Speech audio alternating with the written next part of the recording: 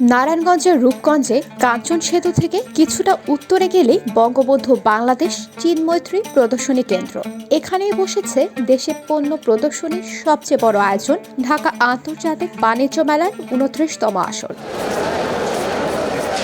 রাজধানী ঢাকা সহ আশেপাশের এলাকা থেকে সেখানে যাওয়ার বেশ কয়েকটি রাস্তা রয়েছে।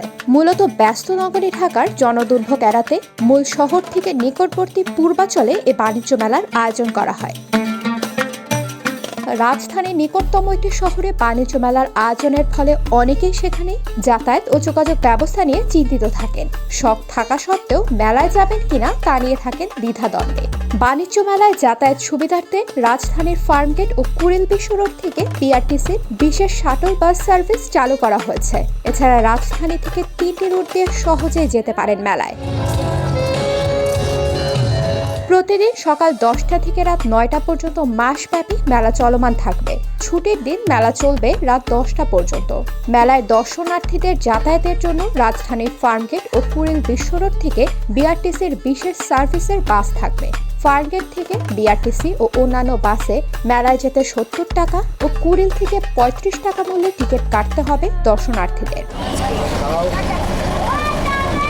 এবারের মেলায় যাতায়াতের সুবিধার জন্য মেট্রো রেল ও এলিভেটেড এক্সপ্রেসওয়ের সঙ্গে সংযুক্ত করতে ফার্মগেট থেকে বাসের ব্যবস্থা রাখা হয়েছে। উত্তরা থেকে যারা মেলায় আসবে তারা মেট্রো রেলে এসে ফার্মগেট থেকে বাসে এক্সপ্রেসওয়ে দিয়ে সোজা মেলায় চলে আসতে পারেন। মেলায় দর্শনার্থীদের আসা যাওয়া নিশ্চিত করতে বিআরটিসি 64টি শাটল বাস থাকবে। এর মধ্যে কুড়িল বিশ্ব রোড থেকে মেলা প্রাঙ্গণ পর্যন্ত 40টি বাস চালু থাকবে।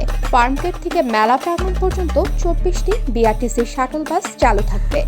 ছুটির দিনে প্রায় 200 বাস চলাচল করবে।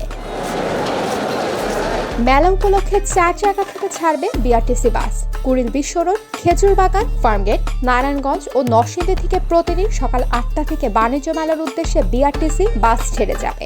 মেলা শেষে নির্দিষ্ট রুটগুলোতে যাত্রীদের পৌঁছে দেবে বিআরটিসি। এ বছরের মেলায় সাধারণ দর্শনার্থীদের জন্য 50 টাকা ও 12 বছরের কম বয়সীদের জন্য 25 টাকা টিকিটের মূল্য ধরা হয়েছে।